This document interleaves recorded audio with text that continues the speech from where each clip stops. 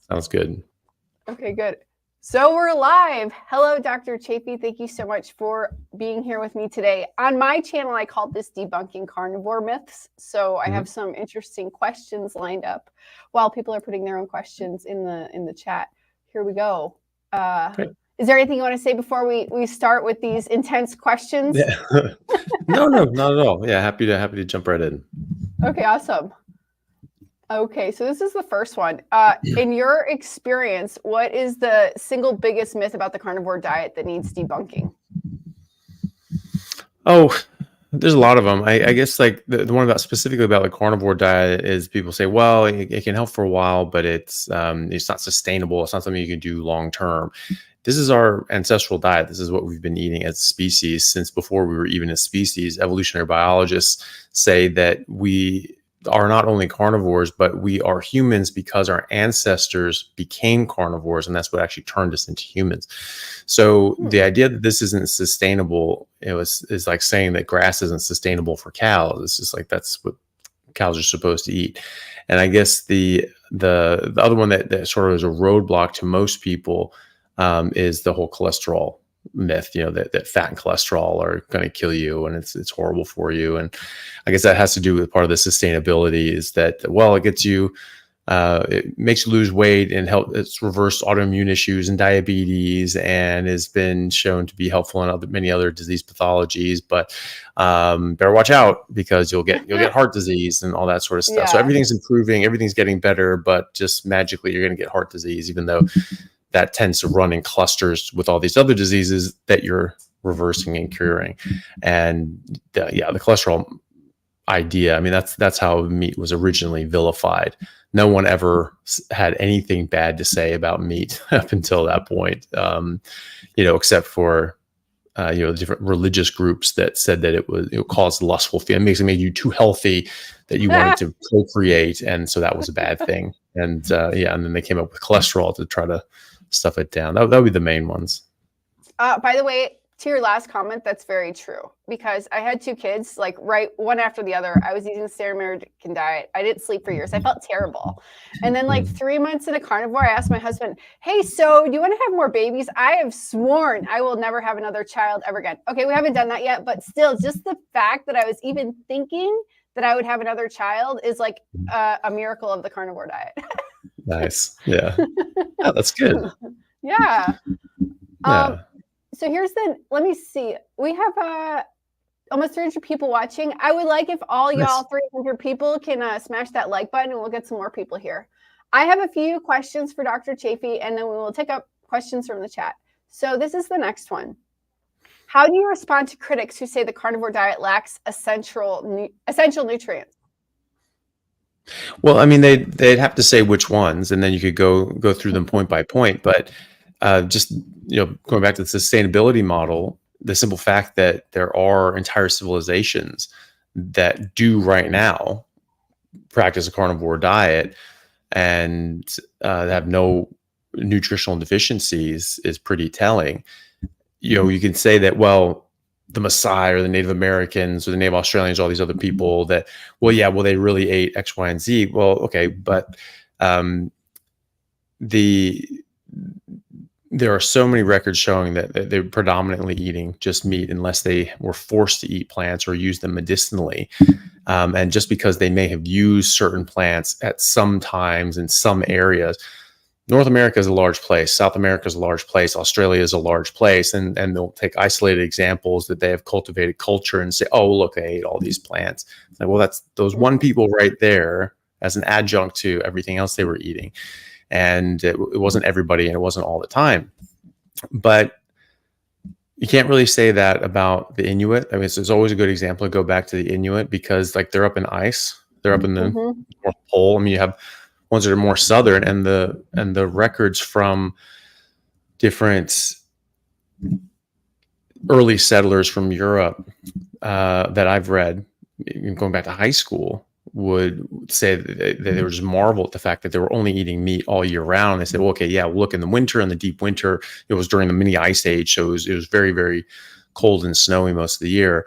They said, okay, we'll get it, 9 months out of the year, it's just packed with ice and snow, so you can't really grow anything. But 3 months out of the year, you could do that. Well, but they don't. They just still rely on meat even in those summer months, and they were quite taken aback by that. But then you go up north, and there are no real summer months to speak of. It's just ice.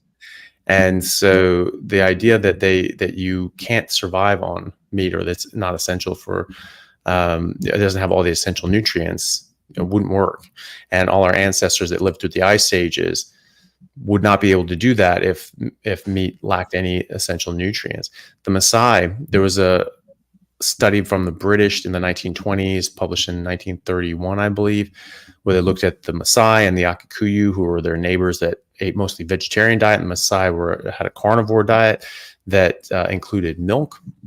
And at that point, they started incorporating some like millet seeds, things like that, but that was not part of their traditional diet. And they were extremely healthy. In fact, they were far more healthy than their vegetarian Akikuyu neighbors, who had a more varied diet and all these nutritious plants. These nutrients in plants are locked up in ways that aren't bioavailable and we don't have access to largely. And the Maasai, they found they had none of these nutritional deficiencies that they found in the Akikuyu. The Akikuyu were actually quite deficient in many things that the British tested them for. The Maasai were not at all. So, it just doesn't stand up to scrutiny. It doesn't stand up to the real world evidence. And we have millions of people around the world now doing a carnivore diet, not taking any supplements, not taking any vitamins, not needing to. And again, entire populations who have only really eaten this way and not only survived, but thrived. So yeah, it doesn't really stand. Yeah, people are like, but when I promote it on Facebook or whatever and all the successes I've had, their biggest question is like, yeah, but what about vitamin C? Okay, well, I do like some lime, but that's besides the point. Like, I could go without lime for months at a time, and I feel the best physically I felt in years, and mentally. Yeah, well, the reason that we think we need limes or citrus or vitamin C is because of scurvy. That would be the known deficiency for vitamin C, but it's actually not a problem. It's not really a vitamin C deficiency. It's a specific amino acid and protein deficiency that makes it so we can't make collagen properly, because you have to hydrolyze proline and lysine, which are two amino acids, so that they can go in these amino acid chains and then curl up around each other and bind really tightly. If they're not hydrolyzed, they won't bind tightly, they'll bind more loosely. We get loose connective tissue, we get low grade, weak collagen, and it breaks down. Our gums start bleeding, our arteries and vessels start tearing, get arterial dissections and all these sorts of things, and you die. It's very dangerous. But terrible. But the thing is that if you have those proline and lysine are hydrolyzed already, then you don't need vitamin C to catalyze a reaction that makes those things hydrolyzed. So when you're eating meat that already has collagen in it, you're already getting that proline and lysine pre-hydrolyzed. And so you don't actually need vitamin C to make that from scratch. So it's really just a matter of where your food is coming from. So if you're eating meat, you don't actually need vitamin C for that purpose. There are other purposes that vitamin C has in the body, but it's minuscule in the amounts that you need. And so the British, they're called limeys because they gave their sailors a whole bunch of limes because they started getting scurvy. But they started getting scurvy. It wasn't that everyone was getting scurvy and the British were the ones that figured it out. We've been seafaring people for thousands of years, and it was only the British in the last few hundred years that started getting scurvy. None of the other European powers were getting scurvy, and that's why they called them limey as a pejorative. They were being insulting. They thought they were wrong. They thought they were just making this stuff up because none of their sailors were getting scurvy. And in fact, the British sailors were the only ones getting scurvy. The British officers were not getting scurvy because British officers were being fed meat, and the sailors were the ones just getting gruel and porridge, things like that. Okay. And so they weren't getting enough vitamin C. And so then you look at the polar explorers, again, living with the Inuit, who aren't getting citrus or anything like that. They're just eating meat. polar explorers that ate like the Inuit did and just ate meat and fish and blubber, perfectly healthy. I mean, the books written about it by like Vilhjalmur Stefansson called The Fat of the Land. They said they've never been healthier in their entire life. And then some people, there are accounts of people in those exploration groups who didn't eat that way and were like sneaking in like sailors biscuits and crackers and bread and things like that. And they were the ones getting extremely sick and nutritionally deficient and almost dying. And then they found their stash of food and they threw it out and they just gave them meat and they just recovered right away. So vitamin C is not really essential for making collagen as long as you're getting enough meat. And then the other thing you need to realize is that the absorption of vitamin C is much, much, much easier when you're not eating carbohydrates. So carbohydrates chemically look like a little fructose molecule with a chain on it. And so it actually competes for binding sites with something called the GLUT4 transporter and the receptor in the gut. And so that gets into the body through GLUT4. It's utilized in the body through GLUT4. And that's also what takes up carbohydrates. So if you're eating carbohydrates, you're eating hundreds of grams of carbohydrates, but you're getting milligrams of vitamin C, right? So there's a far, far, far greater amount of carbohydrates that you're bringing in than vitamin C. So it sort of offsets it. And so you don't absorb a lot of this stuff. And, you're needing it for collagen production when normally you wouldn't. So if you're not eating properly, if you're basically not eating a ketogenic carnivore diet, your demand for vitamin C goes way up. So as Professor Bart Case said, if you are eating carbohydrates, then you need vitamin C measured in milligrams. But if you're not eating carbohydrates, you only need vitamin C measured in nanograms, which is 1/1,000,000th of a milligram. So it's a massive, massive difference. And you simply don't need as much of it. And there is vitamin C in meat, but it's not much. And so when you look at the nutritional the quantities of these nutrients in there, if it's below a certain amount, they just say 0. It doesn't, but it does exist. It is in there.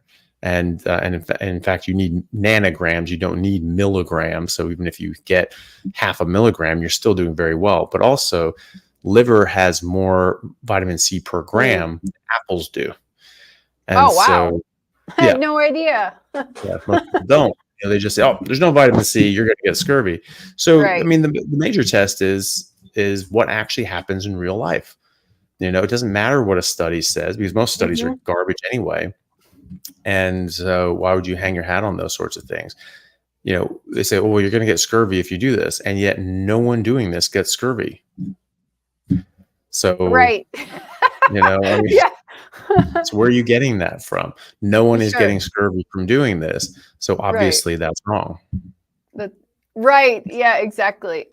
Can I just say something? I just need to interject something before I get to the next question. And it kind of correlates to this a little bit in the collagen. But so my daughter's 6. I had a C-section 6 years ago. And about 1 year ago, more or less, in March last year, I started eating this way, ketogenically, very cleanly, more leaning towards carnivore, more leaning. I don't say I'm carnivore because I do have some things sometimes that are not, but I eat a ton of meat now and eggs, and I love chicken liver. So I'll say for 5 years, I had a C-section scar that never properly healed. Sometimes it would have like a little blood coming out of it. Okay, I know I should have seen a doctor. So just, I know I probably should have gone to the doctor. It would get itchy, it would get smelly. Sometimes it would have pus. It wasn't like draining all the time, but sometimes these things would happen, but it never properly healed. And then like 3 months in, my husband like looks at the scar. He's like, the skin finally looks healthy there. That is so weird. And my question for you is it getting the crap out of my diet, like the standard American crap, or is it eating a carnivore diet? Like I can't tell what actually healed it. What do you think that was?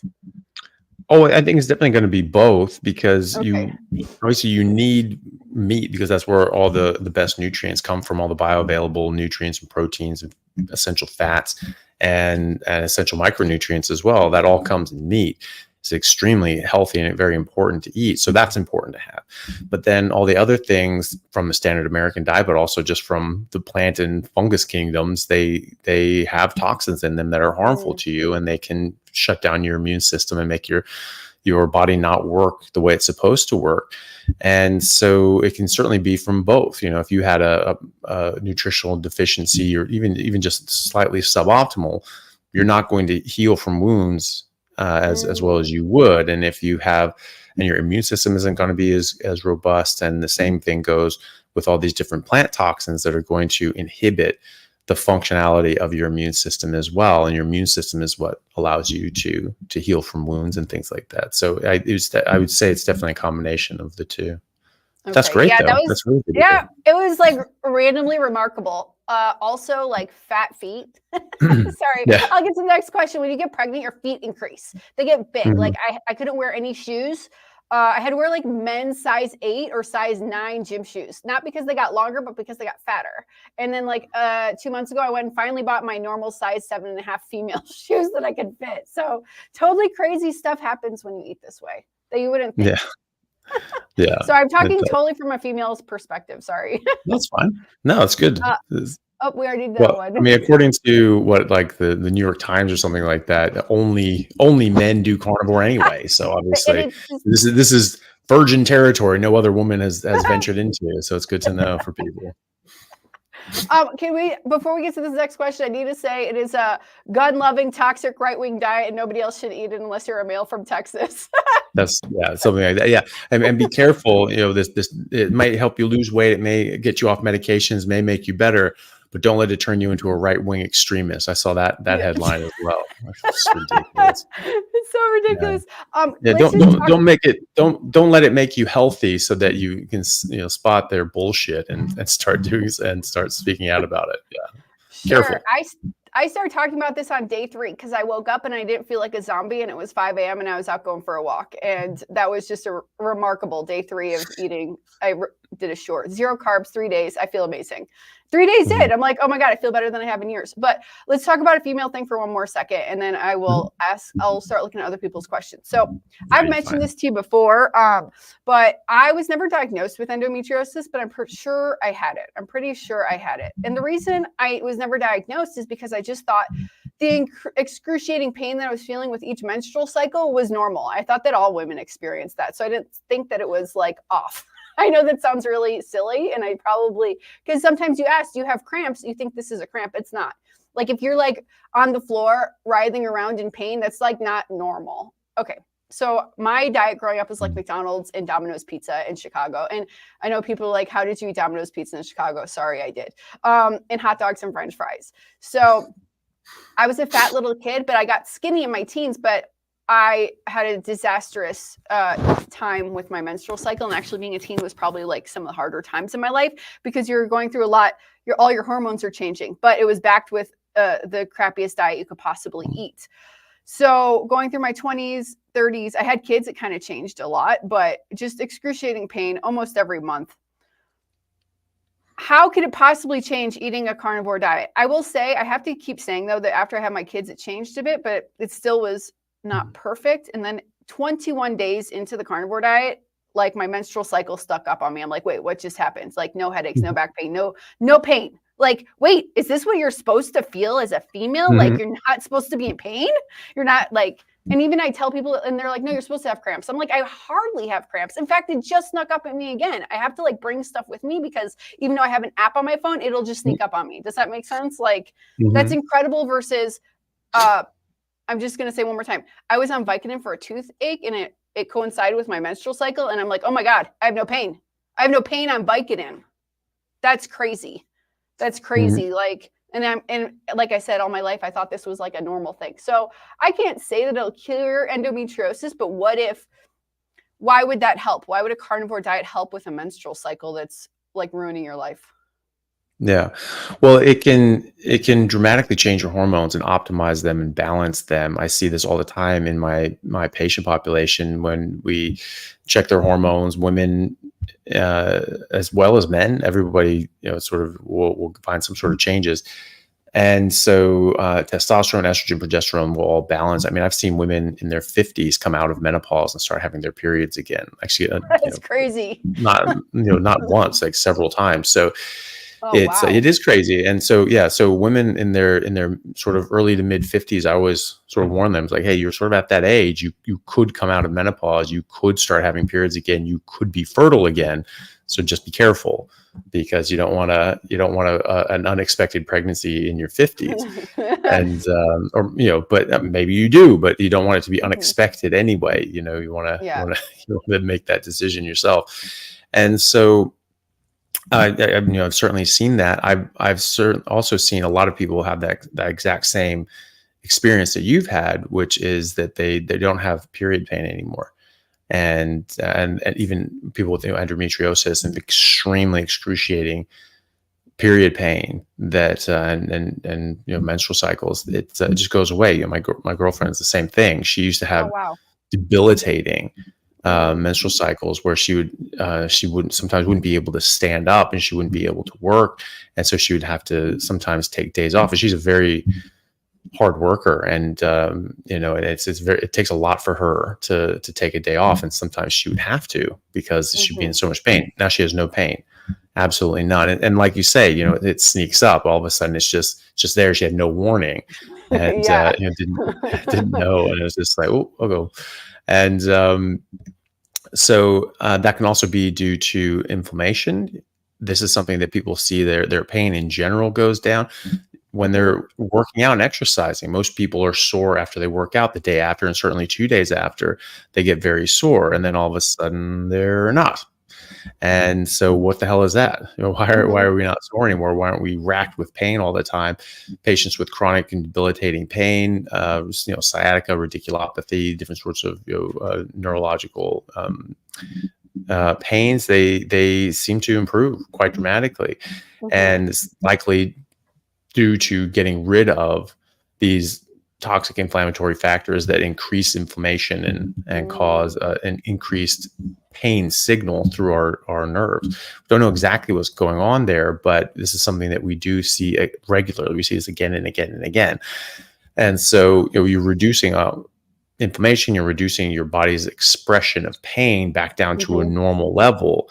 And that is very different than what we've experienced. So we think it's normal to be in debilitating pain for any number of reasons, but just because it's common doesn't mean that that's normal or supposed to happen. Sure.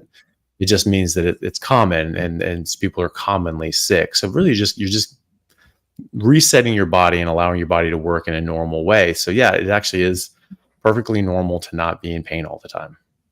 Yeah, totally. And I will say, when I've eaten something that's like off, I will feel the pain. It'll come back like in 24 hours. Not necessarily menstrual pain, but my back pain and neck pain and shoulder pain, it'll come back, or my sleep that I fixed will get destroyed. So it's like that. Okay, this is the last question we'll ask right now, because I know a lot of people have questions, so we'll get to those.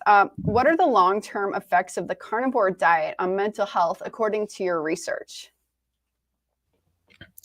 Well, it's there's a lot of research out on this going back decades that shows that very serious mental health issues, even as such as schizophrenia, is strongly tied to mitochondrial health in the brain, in the neurons. And so if you do things that are detrimental to your mitochondria, this seems to have a role to play in mental health issues. And if you are doing things that are favorable to your mitochondrial health and your metabolic health in general, sometimes we sort of use those two terms interchangeably, then you're potentially going to improve things. We have people that have are overweight or metabolically sick. They have a much higher incidence of mental health issues. And the mental health issues have a higher incidence of metabolic disorders and obesity. Now, there's medications that cause metabolic dysfunction and cause people to overeat and gain weight as well. But there does seem to be a backwards and forwards. And so people will say, well, just by going on a calorie restricted diet, you lose weight, and that's where your mental health is getting better. There are a lot of skinny people who have schizophrenia, That is not that is not the only thing that matters, and it's Right. very short-sighted to just dismiss all of that just by saying, "Oh, you lost weight, and that's what happened." No, it's not what happened. In fact, when we had people that before we had the obesity rate what it is, we still had people in mental health institutions that were so sick from their psychiatric disorders that they were institutionalized, and they couldn't function in normal society, and they were largely skinny people, and because most people were skinny people, and so that really has nothing to do with it. But the research of Dr. Georgia Ede, who is a Harvard psychiatrist now working independently, and Professor Chris Palmer, who is a currently active professor of psychiatry at Harvard as well.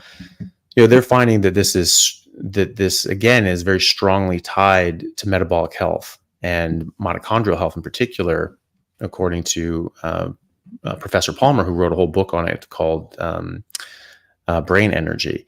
And he references, I don't know how many hundreds of studies that support that theory and show that there's mitochondrial dysfunction in schizophrenic patients and things like that.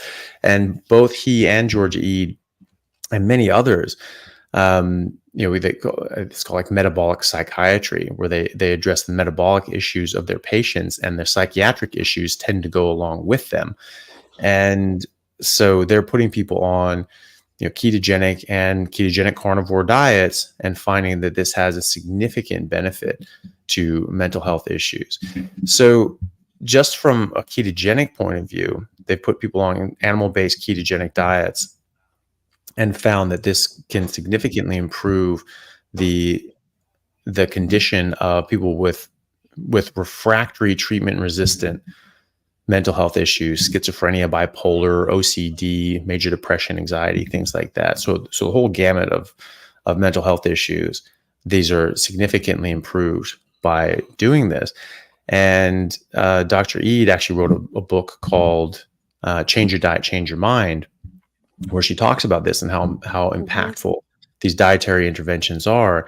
And even just cleaning up your diet, just getting rid of processed foods, and then, getting rid of most of your carbs. Okay, now getting rid of all of your carbs. And these are all going to improve things in a stepwise progression. But if you get to the point where like all these different things, like, yes, it's improved, but it's not as good as it could be. She has a whole chapter on the carnivore diet specifically saying that if all else fails, this is the best option for you.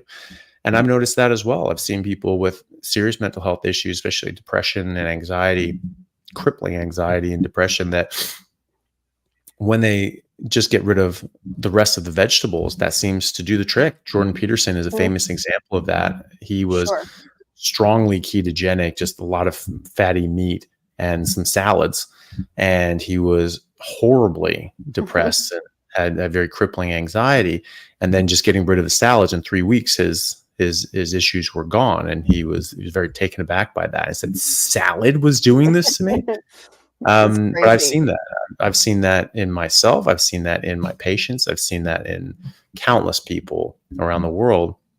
And there are certainly toxins in plants that damage the mitochondria directly, but that also cause other sorts of problems that we haven't even cataloged so many of these things and what they do to us, because no one's ever thought to look for a lot of these things. We have a lot of cataloged effects on the body of a lot of these toxins, but we haven't put two and two together yet. We haven't actually said, like, actually these diseases are being caused by the plants.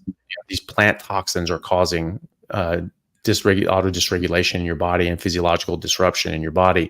And so we haven't actually looked, okay, but why is it doing that? We haven't looked at that yet because people haven't put two and two together yet and figured that out. Some people are coming around to it, but they're still thinking it's just processed foods, but it's not just processed foods. It's all inappropriate foods for our species. So long-term on carnivore, I see people getting some of the best results on with their mental health issues than anything else, even better than ketogenic diets. And there are studies, interventional trials with animal-based, high-fat, meat-based ketogenic diets. Like a carnivore diet is a type of ketogenic animal-based diet. And there are more randomized control trials, large randomized control trials being done right now at Harvard with Professor Great. Palmer. And Oh, so we'll wow. get That's more and more awesome. studies out too. But what the clinicians are seeing, what psychiatrists are seeing, and psychologists and other clinicians are seeing is that these dietary interventions work dramatically well, and that a carnivore diet is sort of the top tier, top shelf of that. And that's what Hmm. Dr. Mead talks about in her book, that the carnivore diet is the best so far for mental health issues. It's so crazy. It's really crazy. Actually, Mm. when I was doing my research on this, and maybe or just after I started eating this way, I watched an interview you did with Dazzle, Saint Dazzle, Yeah, yeah, the yeah. dancer, and I was like, Mhm. this is the craziest stuff I have ever heard. And then Sean Baker was interviewing a guy with schizophrenia, and Mhm. similar results, like he can keep his schizophrenia at bay, his psychosis at bay, or whatever he was saying. His mental health was like much improved through eating. So I'm like, this is crazy. We have to, I don't care about losing weight. Yeah, I could lose a lot more weight.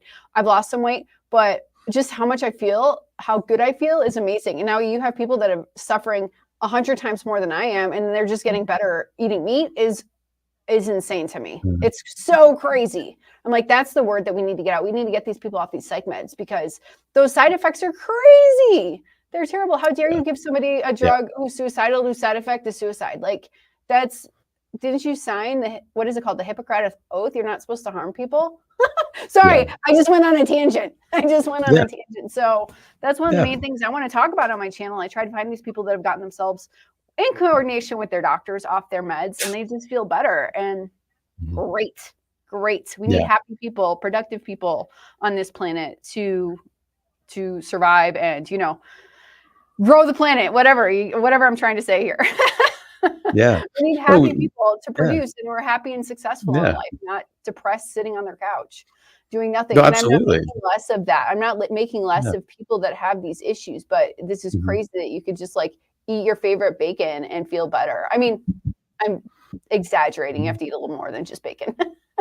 Yeah. No, I want you do pretty well on bacon. to get, I love bacon. Okay, so let's see. I want to get to some of these questions here. B. Marshmallow. Dr. Chaffee, hello. Do you think carnivore can help regenerate dormant brain lesions that have affected ocular issues? 1.5 syndrome has been caused by MS lesions in someone I love. And then later there's like a second part to that. It has considerably affected their quality of life due to visual disturbance. So it does depend on how much damage is done, but there are a lot of people with multiple sclerosis that have actually reversed their issues, and even the lesions on MRI. So they not only have resolved their symptoms, but then when they check their MRI, they find that the MS lesions are actually resolving and or resolved. So it's very possible that this sort of damage can resolve, but it does matter, how much damage, the extent of the damage, and if that damage is permanent, if the body's able to recover. The thing that a carnivore diet will do is allow you to put your body into as the what I think is the best position possible to just heal naturally. And so if you're and from what I can see, autoimmune issues are really stemming from eating things that are not designed for us. They're toxic to our body. Our bodies are looking at these going like, that's not supposed to be here, and making antibodies towards them to try and attack them and Mm. draw them out of our system so they don't cause trouble. And then there's getting cross reactivity and your body's getting damaged as a result of that. And when you stop eating plants and processed foods and all that stuff, it's not just processed foods. I know plenty of vegetarians and plant-based people or clean omnivores that had very serious autoimmune issues, and even people that were largely carnivore meat based but had some whole plants and foods and plant-based foods and spices and things like that, and they had autoimmune issues, and it wasn't until they dropped the plants and even the spices that their autoimmune issues went Mm. away. And so if you're people think that you get sensitized to something and then you start attacking your own body and then you just keep attacking your body. Well, if that happens, then you're not going to suppress it without medications. Your Mhm. body's not going to naturally make less autoantibodies, because those antibodies, or if they're actually keyed up on your thyroid or your nervous system, they're just going to keep attacking until that pathogen is dead, with that perceived pathogen is dead. And so those antibodies will only just go up and up and up and up and up unless you suppress them with medication, which is the current treatment. So that's not what's happening, though. When you stop eating these things and you just go on, especially just the red meat and water diet, people's antibodies just come right down. And you can watch these things. You can test them in blood tests. You just see it just comes right down. And especially if they're, getting proper sleep and they're reducing stress levels, those are very important things as well.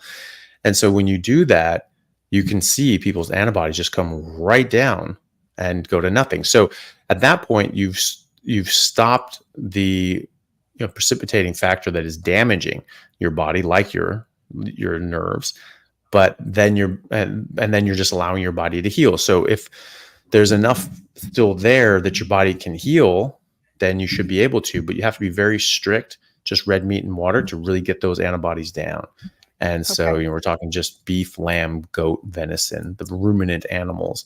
That's what you have to stick to. And you have to be quite strict, really avoid other meats, and especially things like dairy and even eggs. They can be a problem. Especially egg whites seem to be more of a problem. Butter seems to be fine, but it's probably best just to stick with fatty red meat and maybe some grass-fed tallow or something like that for best results. And I have a number of people on my podcast who have recovered from MS, who were in wheelchairs and basically dying in their 30s, and then just completely reversed it. And so, and then optimizing other things, having a bit of organs and liver, get enough B12 and vitamin D3, because those are very important for your neurological health as well. If you don't have enough vitamin B12, you won't myelinate your nerves properly. And that's what MS is. It's damage to the myelination around your axons. And so if you have low B12 as well, then you're going to have further compounding. You're not going to be able to recover from the damage that is happening from MS. And most people are very low on vitamin B12. And so therefore the reference range is lower, because they renorm the reference range every few years, because it's just an average for the community. So they say, oh, okay, well, this is the average person in the community. That's the average range. And so that's what we're going to use. Okay, but as people get more and more deficient, that reference range goes lower and lower and lower. So just because the average person is deficient, that doesn't mean that that's not an actual deficiency. That doesn't mean that that's okay now, that that's enough B12 to go, to function properly. But we treat that reference range as an optimal range. It is not an optimal range. It is a reference, if it is an average range. But we, and even doctors, treat it as an optimal range. It is very bizarre to me. No one gets taught this. Like I randomly asked a professor this about why there was a discrepancy between two different lab results, reference ranges. And he said, oh yeah, well, because they just use different reference range. I'm like, why the hell would they do that? Oh, it's just the average for their population. They just go by average. And it was just so matter of fact. Like, why the hell would they do that? That makes absolutely no sense. And so now it makes even less sense. So like in America, if people are getting sicker, so it changes, and that's crazy. That's it. Yeah, if everyone's B12 deficient, then no one's B12 deficient. Oh, I guess there's no problem then. Problem solved. So no, of course not. It's just that everyone's deficient and we don't know about it, so we're not treating it. And so the reference range can go down to 130, 150 in America, and the rest of the world. There's different units that they use, but they still will go quite low. But in the UK and Australia and much of Europe, if you get below 400, then that's actually been shown to cause that can cause demyelination of your axons. So you can actually get actual nerve damage with that level, but it goes down. But the reference range goes down to 130, 150. Right. So that's a true deficiency. Oxford University in 2008 did a study on B12 that showed that basically people that had below around 320, 330 on their B12, and remember, it can go down to 130, and that's normal for some ranges, that after 5 years, they did MRIs on people every year, and after 5 years, their brain shrank by an average of 5%. This right? is really So, crazy and kind of scary. What about like vegans and vegetarians that don't eat meat? Isn't that where yeah. we get most of our B12 from? Is from meat? But this is the only place you get it from dietarily. You Oh, have to supplement oh, okay. otherwise. Yeah. No, B12 does not exist in plants. And so it's plants or fungus. So yeah. And so, as we're moving away from meat and we're moving more plant-based, that B12 reference range is going lower and lower and lower. And so now you talk to vegans, and they say like, oh, well, I've checked my B12, my B12 is fine. Now, first of all, it can take years before you really Mm, run low enough on B12 to actually have a true stark emergency, like this is life threatening, right? okay. But that doesn't mean that you're not being damaged and your Hmm. brain's not shrinking for years Right, before that. And right. it's just that it's not a life and death situation yet, right? Yeah. Um, and so they'll get it checked, and it'll be in that reference range. And so like in the UK, I've seen the range be from like 130 to 540, right? But under Okay. 400, you can get nerve damage, right? So most of that range is a deficient range. So that the entire range is actually a deficient range.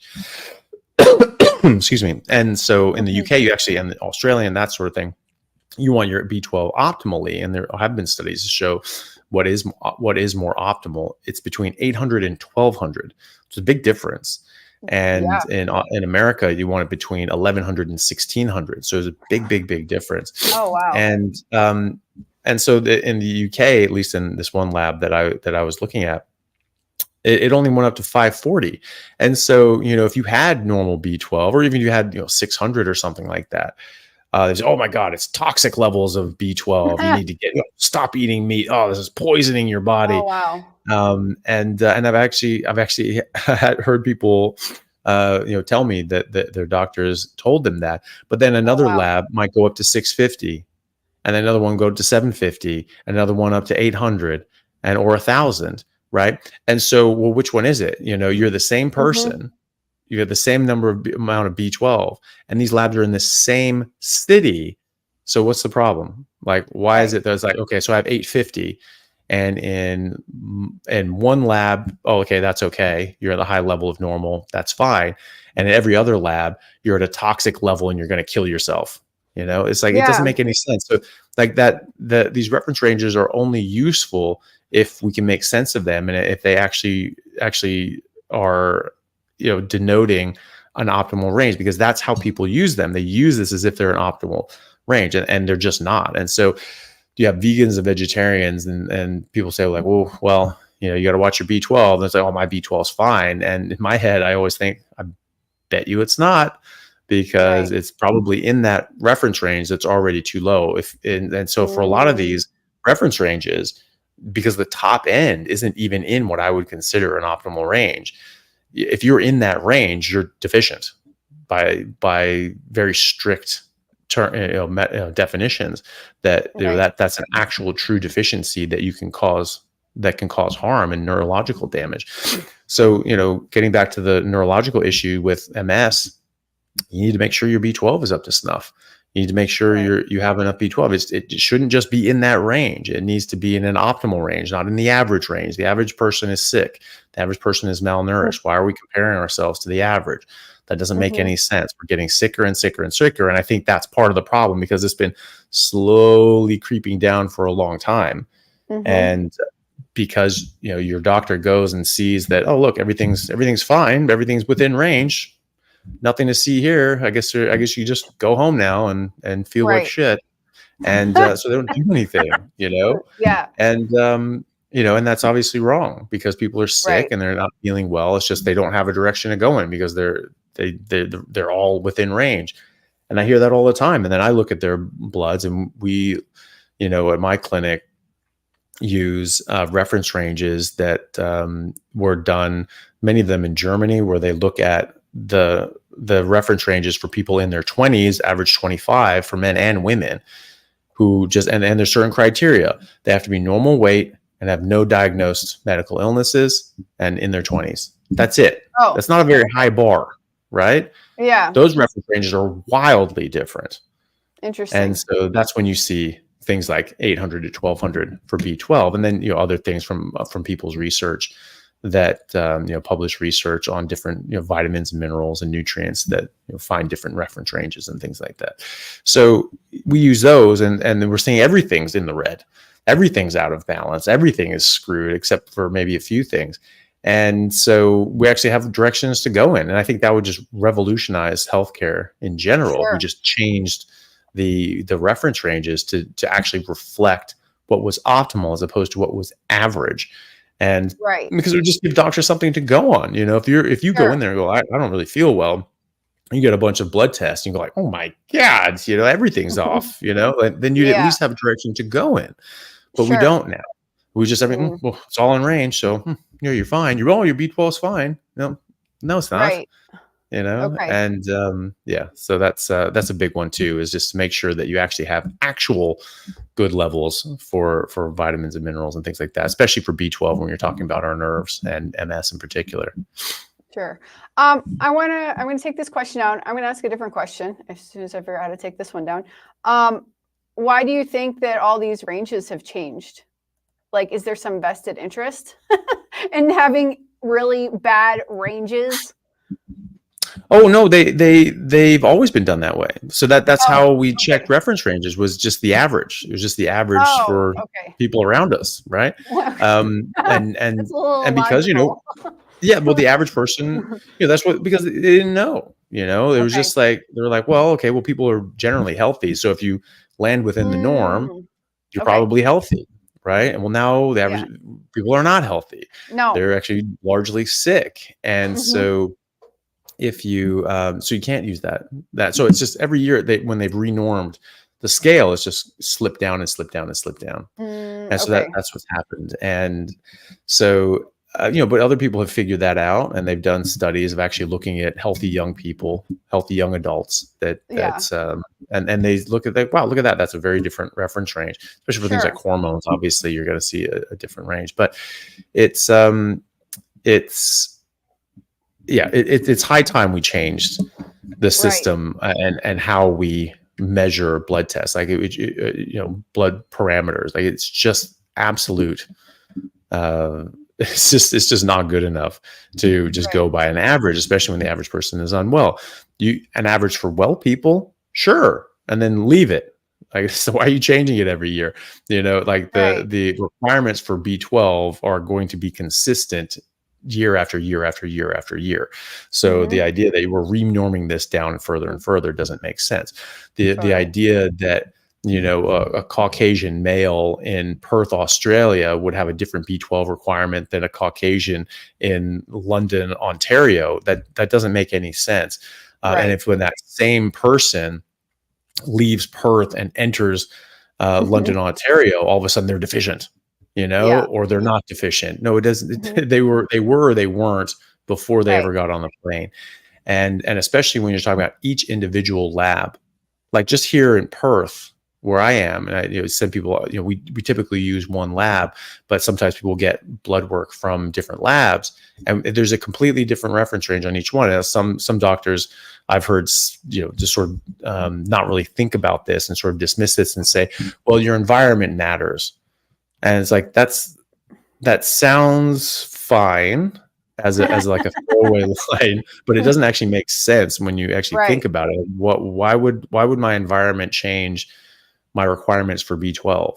Sure. And so it doesn't. But the thing is, though, is that, like, maybe you can say that in you're in an Arctic area and a tropical area, maybe you need different amounts of something, maybe. But we're talking about the same city in Australia, right? And the upper limit for B12 can be 650, 750, 800, or 1,000. I've seen all of those. And so obviously that's not accurate when you live in the same town, in the same suburb. Your environment is not at play there. And so obviously we need to have a very different reference range. We need to look at what's optimal for people as opposed to what's average for people. Right. Agreed. All right, here is or maybe look at what was average back in 1952, when the burden of chronic disease and all these things were not really existent, Right. That makes sense. Karsten, he has a super chat. Hello, I'd love some encouragement to go clean lion, but black coffee with a small cookie. I think that's how he's eating now. Lion with black coffee and a small cookie. Why is 100% carnivore so much better than 95%? Thank you, smiley face. So, well, thank you for the smiley face. It's, I mean, the big thing is that there's, we are very robust. We're very durable, but at the same time, we're finely tuned instruments. We've got trillions of cells that have trillions of chemical interactions, every second. And so this is a very complex system, and you start screwing with it, you'll actually get, wider scale problems. So even having like a cookie or something like that, like a bit of carbs, if that's enough to raise your insulin up to a certain degree, you'll actually completely upend your metabolic state. So you can actually change your entire metabolism just by raising your insulin too high. And insulin affects over 100 different processes in your body, and not just blood sugar control. Oh, well, it comes up a bit, and your blood sugar comes up, and then insulin comes up to drive that energy to cell. That's a normal process. Yes, it's a normal process down here in a normal range, but when you get into an abnormal range and the blood sugar is higher than it normally should be, and your insulin is higher than it normally should be, it becomes unbalanced, because insulin is not just driving energy into cells. Again, it does over 100 different things in your body, and least of which is driving energy into cells. And so when you raise your insulin, even transiently, you are getting it out of balance. And now you're getting all those 100 plus different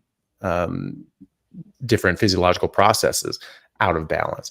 And so that happens with insulin, that happens, with carbohydrates, but that happens with everything, all these different little toxins and things that they disrupt your body in multiple physiological ways. And maybe we don't notice them when we have just this whole mash of junk going into our body.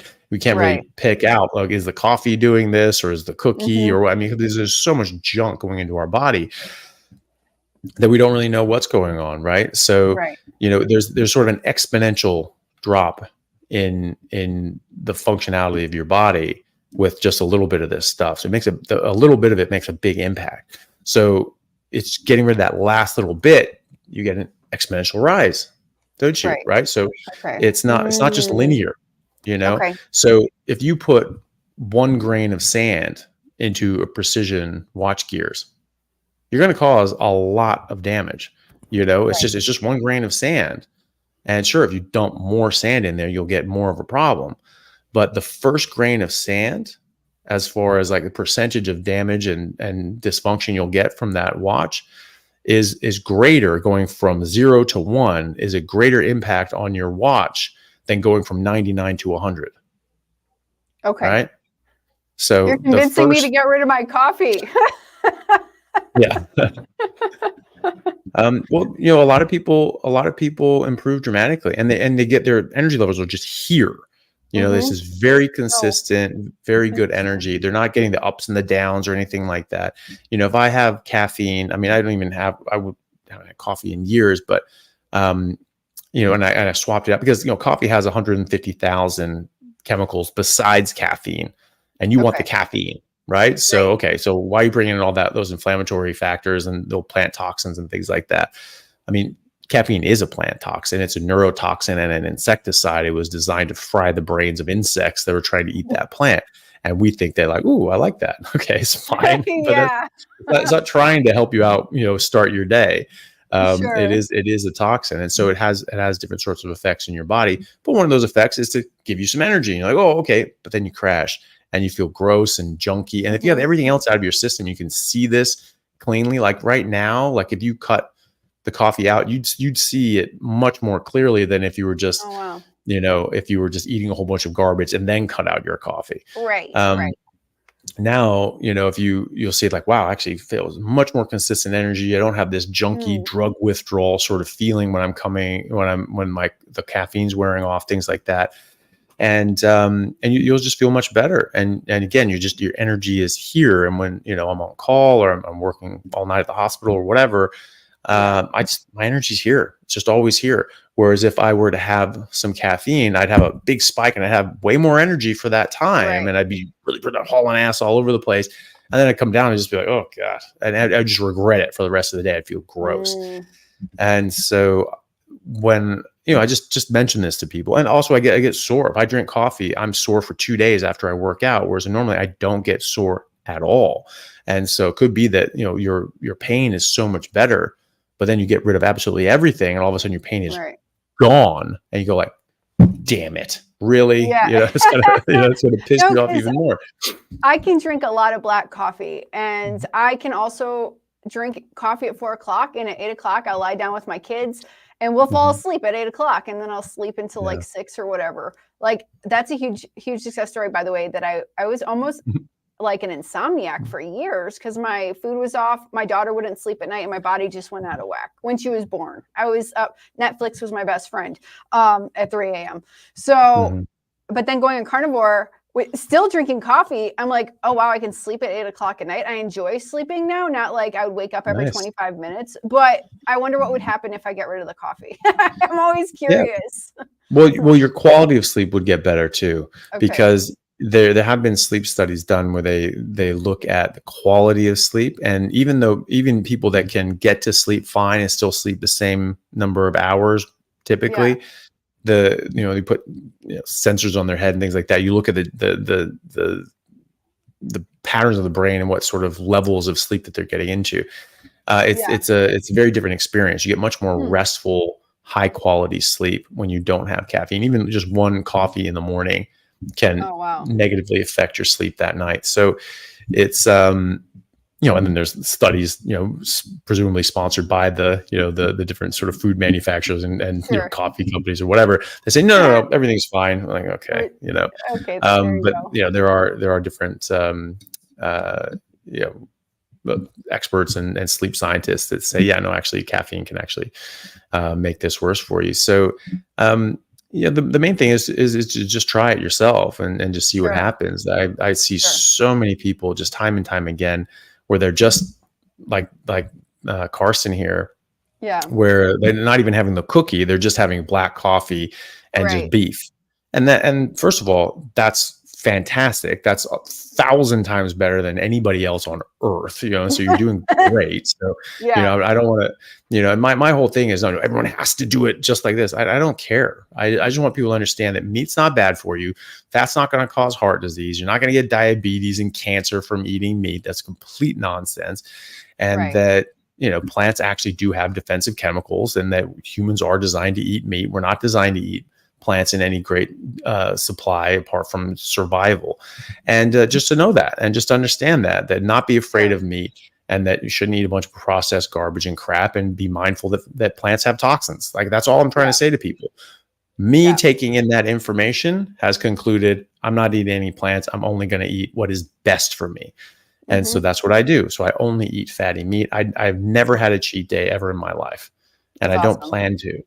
And so, because it's not a cheat day, it's like, ooh, I really want to. I have no interest whatsoever in that. I mean, it's just like, it's like, people ask me, it's like, well, have you, do you ever, you must have be very disciplined. I just wouldn't be able to do that. I'm like, it takes zero discipline to do exactly what you want.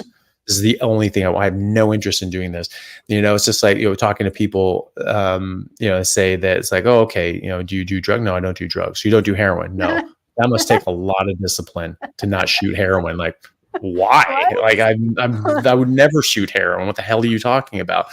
Right. Well, if you're not interested in that sort of thing, it's not really hard to stay away from it. And so, like, I have no interest in that stuff. And people say, oh, you can't equate that to heroin. You can actually. Heroin is an opiate. It used to be over the counter, and it used to be heroin. It used to be heroic medicine. It was actually like such a good medicine. It just helped people, and it was over the counter, or at least easy to get. And and so people actually use this and there's cocaine in Coca-Cola. That's where it got its name, right? So, there are all these sort of drugs that we use that actually thought were a great addition to life. That was like the magic treatment, for doctors, because you just had, the extent of surgery up until the late 1800s was just hacking off people's limbs and things like that. and popping boils and things like that. And so if you're hacking off a Gross. limb and like, well, this is horrible, and all of a sudden you give them some heroin, they're like, wow, this is Sure. amazing. That would be a game changer, Right. But so that's the thing is that I have no interest in doing that sort of stuff. There's zero interest in me, so it doesn't really take any motivation. But when I see people just eating meat and having some coffee, and just something like, look, this is what it did. This is what my experiences were. There are objectively different plant toxins in there. Like caffeine is a plant toxin. Maybe if you want the caffeine, maybe just go to a caffeine pill and you cut out the 150,000 other things. Right there, people find that their inflammation and pain goes down significantly. They're getting the part that they want. They're cutting out the rest of it. And then eventually they say like, maybe I actually will try just coming off of this as well. And every single person except one has said after about a month that they felt so much better.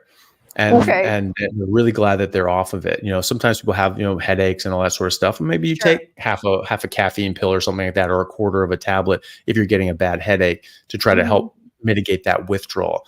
And then, you don't have any unless you're getting a headache and you're getting these horrible withdrawals. But it's a couple of days typically. People have the bad headaches and then they go away. And that's if you get them at all. And then after a month, everybody except this one guy said that they're dramatically better, so much more energy, so much less inflammation, so much less pain. They just feel so much better. And they're like, wow, I had no idea this was affecting me like this. And except this one guy. And he's like, yeah, I tried it for 30 days. And I basically felt the same as when I was just doing meat and coffee. And so I decided to sample it back in and just, see what happened. Because for me, I'd have one cup and I'm sore for 2 days. But that's if I'm working out heavily. If I'm not working out heavily, there's nothing to get sore. And and so it may be that he just didn't have something like that would show him more contrast. But he said he had a cup of coffee. It didn't negatively affect him. So he said, okay, so I'm just gonna have coffee. Fine, totally fine. The thing is, at least he checked. He checked and he looked and he said, okay, try this. I felt fine with it. I felt fine without it. On the balance of things, because I feel fine with it, I'm just going to have it because I enjoy it. Fine, totally fine. That's great. But it's really great that he checked it. But everyone else that I spoke to was just like, yeah, this is way better now that I'm off this stuff. Right, I got to try it. I'm 40. I'll be 41 this year. I've been drinking coffee since I was 16. Nice. I'm going to try it when I have been done with the coffee.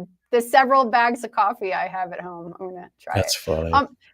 Dr. Chaffee, we're at an hour, but we have some more questions. Can we take up some more of these questions? And I just want to know how much more time you have for today. Yeah, maybe like 20 minutes or something like that. Okay, cool.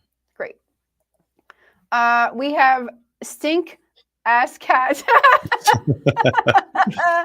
It's $20 super chat. No questions, just like supporting this amazing group and doc. There you go. 3 thumbs up. Thank you very much. 5 stars. 5 stars for Dr. Chaffee. Okay.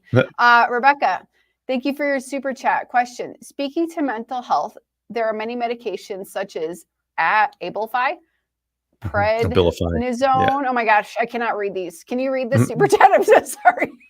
So speaking to mental health, there are many medications such as Abilify, prednisone, and prazolam that cause dysfunction metabolically. Best practice to optimize when these drugs work against the diet. So the thing is that especially things like prednisone or prednisolone in other countries, these are steroids or corticosteroids that will raise your blood sugar, will raise, because they're cortisol analogs, so they do everything that cortisol is going to do. So basically, if you're in like a high stress situation, you're going to get similar sort of effects. So you're going to give yourself diabetes, you're going to get insulin resistance, you're going to have all sorts of problems metabolically. And and a lot of these other medications do that as well. It's sort of what I mentioned, that a lot of these drugs can cause metabolic dysfunction also. So the thing to do is with the diet and lifestyle is to get your metabolic health in such a way that you don't need as much of these medications and you can start coming off of these medications. Prednisone is a very difficult one. I don't know the context of the prednisone in mental health. I haven't actually, I'm not a psychiatrist, but I haven't actually, my psych rotations, I've never seen people prescribe prednisone, but they can certainly cause problems metabolically. But if you are on prednisone, then hopefully you're not on that long term, because that is very, very harsh on your system. Generally, prednisone and the other corticosteroids, they are given short term in order to get someone through some sort of acute issue, and then you come off of that because it's actually pretty rough on your system. And so that's the idea, is that you get off the prednisone as soon as you can, and be doing a carnivore diet, a ketogenic carnivore diet the whole time. And so then you start optimizing your health and your mental health and your metabolic health, so that you don't need all these other medications and you can actually come off of them. For prednisone, you give that to people that have, for many different reasons, but one would be for an acute flare-up of autoimmunity. Say, okay, well, smash this with prednisone because it suppresses your immune system. And so that will tamp down these antibodies. But that doesn't treat the underlying cause, which is your body's reacting to something and making antibodies towards that something. So you get rid of those somethings, and then your body stops making antibodies, and you get better, and you don't need the prednisone in the first place. And then the Abilify and the Prazolam, that when your mental health issues and your depression and anxiety and all these other sorts of things start to improve because your mitochondrial health is improving, just being in a ketogenic diet, just keeping your insulin low, is actually going to turn on autophagy, mitophagy. You're going to be able to turn over these older cells, turn over the organelles within the cells and the mitochondria within the cells, and make them healthier and more active. And that's going to improve function. And after a few months on a ketogenic diet, like a carnivore diet, studies have shown that you have 4 times the number of mitochondria, and they're 4 times as effective. So you have a massive improvement in your metabolic health and your mitochondrial health in your brain, as well as your other organs. And so, you use the drugs for what they are. If they're helping you, then you continue on with them, and then you make these dietary changes, you improve your metabolic health. And then if you've remained asymptomatic and in very good health and mental health, then you talk to your doctor about weaning off. You have to wean off a lot of these things. You can't just jump off of them. You need to do this. It needs to be doctor directed. And at that point, you can see about weaning these things off. And if you're not getting a recurrence of your symptoms, great. Then you don't need it. You don't need to go back on. And you can always just hop back on the previous dose. If you cut your dose down, and then you cut it again, and then all of a sudden you start getting symptoms again, you can just work with your doctor and you go back up to the last dose that you didn't have symptoms at, and you stay there for a while and see if you can reduce it there. So it's just going to take time. The metabolic health just takes time, but a lot of that has to do with your mitochondria and how, and again, just getting out of your own way and allowing your body just to heal properly and to recycle and increase the amount of mitochondria that you have in your cells so that they work more normally and your body works more normally. And then at that point, you probably don't need the medications, and then you can start coming off of them, and then your metabolic health will improve even more, and then hopefully be able to come off entirely, which is the hope. That's awesome. Oh, by the way, Rebecca's a friend of mine, and I spoke with, we do live streams once a month. We're starting to do that on a specific subject, because she's a nurse. But I spoke to her son, who's 17, and he has autism. He's a high functioning, I don't want to sound politically incorrect, but he's very cool. And he runs like 5Ks. We had a great conversation on Friday night. It's going to be on my channel in a couple days. No, he's very fun to talk to. And he said that being on a ketogenic diet, he's been on a ketogenic diet since he was like 14. He's 17 now. Has improved his quality of life by 7 times. Wow. So like That's speaking, amazing. his ability to think, all these things. It'll be in my interview, but I think that is just amazing. A boy with autism like totally dramatically changes his ability to handle life by eating appropriately, like a proper human diet, as it were. Yeah. No, that's amazing. Great job. Yeah, it's totally awesome. And Mama did that, Rebecca. Rebecca, good job. Okay. Yeah. Good job for getting him there. Nav, $20 super chat. Thank you so much. Day 35, Carnivore Lion, last 5 days, no caffeine. Good for you.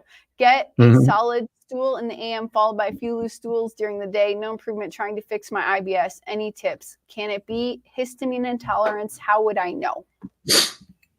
Oh yeah, I mean the thing with the histamine intolerance is like, is it histamines? Is it something else? It at the end of the day, it doesn't matter. You know, if you feel that you're reacting to something, you can just try eating slightly different things, and see what happens. You know, like some people say that they have a problem eating leftovers or well done pieces of meat, or ground beef makes it more of a problem, or beef that's hung before it's butchered. Whereas lamb that's just sort of butchered sort of as soon as it's slaughtered, fresh, and it's not hung and left to sit there for a while. Aged meat sometimes people react to. So you just try to play around with things. If you think that that's something that's causing a problem, then you just try having fresh lamb, see what that does to you. And if it's exactly the same, then it's probably not histamines or whatever else anyone else is reacting to aged meat or whatever. So you can try that. 35 days, first of all, is fantastic. And hopefully you've been seeing a lot of really, really good results from that. It is still very early days though. You have to see your body's still adjusting to a lot of these things. As far as the solid stools and loose stools, that, good that you're not having caffeine and good that you're on lion now. See how your body reacts to just going, red meat and water, because look at caffeine, coffee. These things are laxatives. And when we're eating a whole bunch of fiber and garbage that just block up everything, probably good that you have a bit of a laxative to sort of keep all that stuff moving, because it can get blocked up. But then when you get rid of all the fiber and you're not eating that anymore, well, now it's too much. And now you have, torrential downpour, so it's not, some people find that they have, quite loose stools, especially in the first few weeks. And it could be that their bodies are just adjusting, but it can also be that they're still drinking coffee and things like that. So coffee, tea, magnesium supplements, artificial sweeteners, usually in the coffee or tea, and medications such as metformin. All those things can cause loose stools. It can all act as a bit of a laxative. And so, when you get rid of the fiber, things are just going to go a little more speedily. So, if you are absolutely just on fatty meat and water and that's it, and I'm not even using too much salt, because some people say like, well, you have to have tons of salt, so they're adding in way too much salt, and they have just a bunch of rock salt at the bottom of their pitcher, and they're just guzzling that. That can cause diarrhea. I mean, that used to be how people would do like a colon cleanse. They would have this extremely salty water that they would drink, and that would just flush through everything and pull water out of the intestines and just dry out absolutely everything. So yeah, you can just flush everything by doing that. And I've seen some people do that because they thought that they had to have massive quantities of salt in their water. You don't. You just need meat. You get all the electrolytes you need. Sometimes when you're transitioning between a ketogenic or a non-ketogenic and a ketogenic approach, you can, when your insulin starts coming down, you can lose a bit more electrolytes than you would want to, but that normalizes. And most people actually don't need to supplement more salt. Some do. And so you just have to go by your symptoms and how you feel and your blood pressure. And some people would call it like a keto flu. It used to be called an Atkins flu.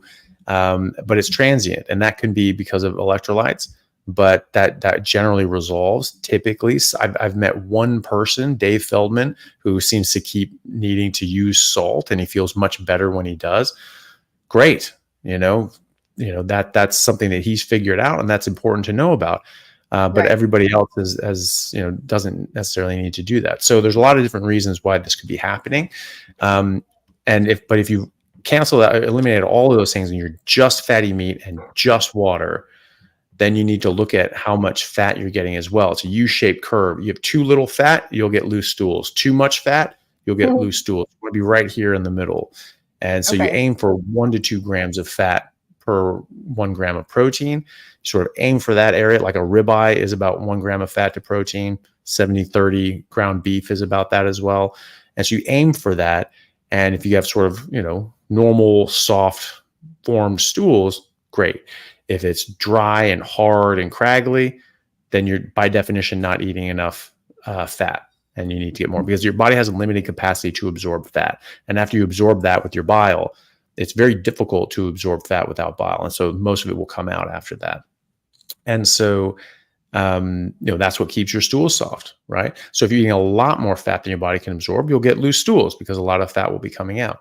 If you're not getting enough fat and your body's absorbing every ounce of it, then you're not getting that spillover and your stools are going to be very dry and hard. So the other thing is there's something called overflow diarrhea, which you have these dry, hard, craggy stools. And so you have this horrible boulder that comes out. It's very difficult to pass. And then it's just liquid diarrhea, liquid diarrhea, liquid diarrhea. And then you get a rocky boulder and then more liquid diarrhea. And what that is you're so constipated that you have this sort of this backup.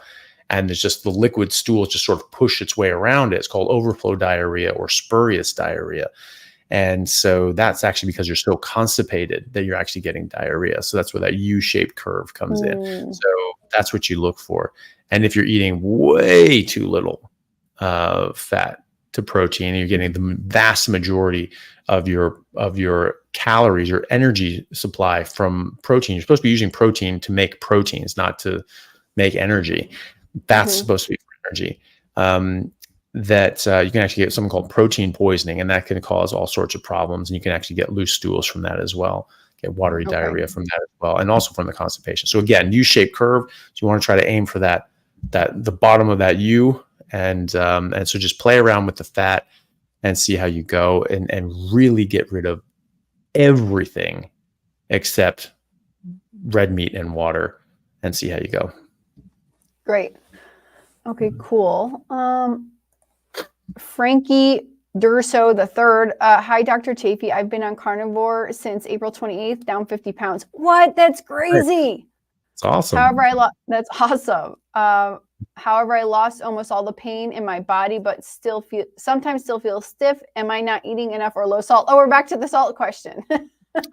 So, it could be a lot of things. The thing is that, and we can still feel stiff. And, if you're talking about like stiffness and soreness after working out, think about, you might get something mild, I feel like a bit of something there. If everything's out and you're just eating red meat and water and really nothing else, then, you just get a bit of something. I mean, I wouldn't ever really call it stiffness or soreness from working out because just nothing in my system, unless, maybe I went out, I've been traveling and I haven't been able to cook all my meals. So I've had to go out and maybe they use some spices or something like that, or God forbid, cook something in like, seed oils or something like that. And then I work out and it's just like, it's a bit more. So I'm like, oh, okay. There must've been something in whatever the hell that was, but typically, I don't feel really anything. And especially if it sometimes feels stiff, think about what changed. Why do you feel stiff? If it's just your back's a bit stiff, is something slipping in, or is it that, the different things that you're eating, maybe a bit of seasonings or pepper or something like that. That's usually more to do with what it is. Stiffness, I don't really see associated with low salt. Sometimes if people are actually losing too much electrolytes, they can lower their blood pressure. And they can get lightheaded and they can just feel pretty gross because their blood pressure is a little low. And so if that's happening, you add in a bit of salt and they feel a lot better and their brain works better and things like that. So the stiffness, one thing that you can do is, because I can guess all day at what it might be, but one thing that you can do to figure it out is you get a symptom diary and you just write down like what you eat, when you eat it, and everything that's in it. If there's little spices, seasonings, what they were, if it was at a restaurant, so you don't know what they put in it, all these sorts of things. And you write down what you eat, when you ate it, how much, and all that. And then your symptoms, like, I felt stiff today. And that was 2 hours after I had this thing. Like, okay, is there a connection there? And do you see that consistent pattern? Like, 2 hours after I eat X, I start getting a stiffness and it stays on for 2 days. Okay, well then, identify whatever the hell X is, and see if you can change it. And so that's going to be very useful if you see a connection, and then you can eliminate what it is. But it's also very useful if you don't see a connection, because okay, well, it has nothing to do with my food. All right, there's nothing that it doesn't matter what I eat or when I eat it or whatever I'm eating, it doesn't seem to be affecting what I'm feeling there. So and if you're worried about the salt intake, again, you can play around with how much salt you add in and see, okay, all the days I used a bit more salt, I felt better. So that's fair as well. So do a bit of self-experimenting, catalog it, write it down, get some data points, and then hopefully see a pattern there. Great. Let's see. Kim, hello, doctor. I'm 33, female and carnivore since Friday. Lamb, beef, pork, and butter. Been sick with tremor, spasms, and I don't know what dystonia is for 3 years. What's dystonia? Dystonia is sort of muscle issues where your muscles don't quite work quite right, and you can sort of stiff and rigid and things like that, and inappropriately so. So like the spasms be sort of locked up, dystonia should be sort of locked up. There's different sorts of issues that can cause that. Okay, and she says 1 lesion in the cerebellum. Can carnivore help? I hope so. Again, it comes down to, is there something that your body can heal from? It can certainly help a lot of neurological issues. I've seen a lot of people with neurological issues, especially. I mean, they're so difficult to treat because basically your body either heals from them or it doesn't, and you give it about a year or two, and if it hasn't, whatever it is after about 2 years, that's what it's going to be for the rest of your life. Except that when people go into a carnivore diet, all of a sudden, there's a guy named Dave Mack. He had a stroke 30 years ago, and he did ketogenic diets, Atkins, all these different sorts of things. His neurology was very stable and very severe right-sided weakness. And then 30 years after his stroke, he had it at 19, unfortunately, which is quite tragic. And now he's 49, and he goes carnivore, and a few months into it, all of a sudden his weakness is gone in his arm and his leg, and he's walking normally, and he's not having falls and things like that. That's wild. That's absolutely wild. And so, and then what's even more crazy is I've seen people getting more and more reports from people with cerebral palsy, which will have like a lesion in their brain, some sort of damage that's happened to the brain at or before birth, and they have this permanent non-progressive lesion with permanent neurology the rest of their life, and they're finding that their dystonia and spasticity is actually improving, and that's pretty amazing because that's unheard of. That has not happened, and so sometimes they can be quite locked up and rigid that it's actually very painful because their muscles are just constantly flexed as hard as they possibly can. It's painful. Sure. You build up lactic acid, you're just like, that hurts, and so you're just constantly doing stuff that is building up that tension, and it's painful, and you can't really move.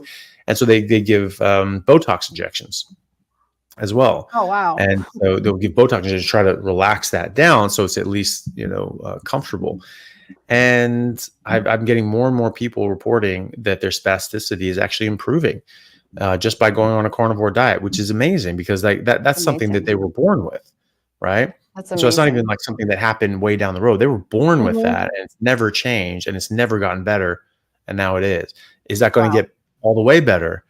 I don't know. I haven't seen that happen yet, but at least it's improving to some degree, which is more than has ever happened before in history, at least as far as I know. So it's very possible. A lot of people, I've seen a lot of people report that their tremors get better. Even people like Parkinson's tremors, I've seen them get better, and amazing things like that. So it just depends. So hopefully it does. Hopefully that this is something that can improve for you. It's well worth a try. You're going to improve in a number of different ways anyway. And so even if this changes nothing, you'll still be very thankful that you did this because your life will be so much better in so many other ways. It'll make living with the tremor and spasms and dystonia a hell of a lot easier than it would otherwise. But it could very well help. The thing is that, it's something like Crohn's disease or diabetes, and you say, well, will this help? I can say, yes, absolutely. Because we even have clinical trials showing that it will. And I've just seen so many people improve on it that like I just understand this disease process better. With neurological issues, this comes down to, is your body able to heal or not? The likelihood is that something will heal at least somewhat, but how, to what extent, we don't know. And even if we don't know, because there is such a thing as damage done. If you have permanent damage that can't be recovered from, then it can't be recovered from. But a lot of things can, and we're finding that more and more things are able to recover. And so it's definitely worth trying, but it's sort of a try. You just have to sort of see. And so there's no real way to know if you have something that your body can heal from. All we can do is just put you into a position, get rid of the roadblocks, and allow your body just to do its thing. And if the body's an amazing thing, and it can heal from a lot of issues that we normally think we can't. So it's definitely worth a shot. How much it helps, I don't know, but it will help in other ways, certainly, and it's still worth giving it a shot. Sure. I wanted to show this comment. It's like 1 hour and 24 minutes. So I think we're going to end pretty soon. We do have some more questions, so we'll talk about that in a second. But I wanted to show this. Lance Miller. I started carnivore from my hospital bed, all meat diet, dropped my A1C out of diabetic range, and dropped 22 pounds. And for the men out there, carnivore boosted my testosterone level 3 times. Nice. Yeah, I see. Yeah, I see that too. I see people commonly doubling or even tripling their testosterone levels. So that's fantastic. Again, you're just getting the anchor off your back and allowing your body to work. It's extra impressive, especially impressive that you actually did this in a hospital bed, because most hospitals are absolutely not. You're not going to do that. But that's exactly where you need it. It appalls me, the things that they feed people in the hospital. These are the sickest of the sick. And you're giving them the worst of the worst. I mean, like seriously, like Lucky Charms and like sugar cereal and crap like that, and white bread with margarine and sugary jams and things like that. It's just like, what the hell is wrong with you? Like that is absolute poison for these people. Sure. And they need actual real nutrition, and you're giving them garbage exactly at the time when they need the most help possible. It just drives me crazy. All right, we will end in a second, but you just made me think of a story that I have to tell you. So, funny, both children, I had them within like a year and a half of each other, more or less. Both were C-sections. I never went into labor with my son. We tried all these processes to get me into labor. I never went into labor. It was an emergency C-section in the end, and then I got cellulitis. So I'm hospitalized for like 12 days. No. One, I loved all the desserts I was eating in the hospital. I couldn't take penicillin. I need to take penicillin, and I was a little scared to take amoxicillin or something like that. So we pumped me full of all these antibiotics for many days. Oh man, it was just a not fun experience. Finally, I'm like, called my mom, can I try amoxicillin? She said it should be fine. I know I should know my medicine, but as you've heard stories, I don't really go to doctors. It doesn't matter if I have an unhealed wound or anything. Anyways, so no, I ate a lot. I loved the food I was getting in the hospital. It was like, because I was an addict to sugar. So yeah, but it didn't help me. And then I remember coming out of the hospital, or either in the hospital or out of the hospital.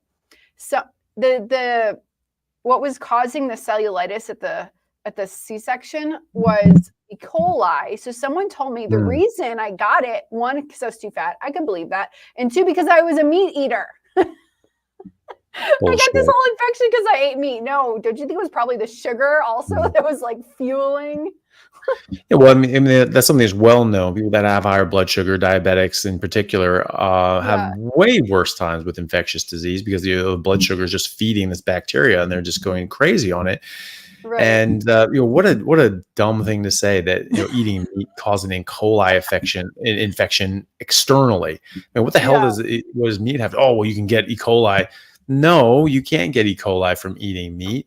You get E. coli from food handling issues, when people don't wash their hands after going to the bathroom, and then they go and prepare your food. And so there have been E. coli outbreaks at, like, the famous one in the 1990s was at Jack in the Box in Seattle, actually. Yeah.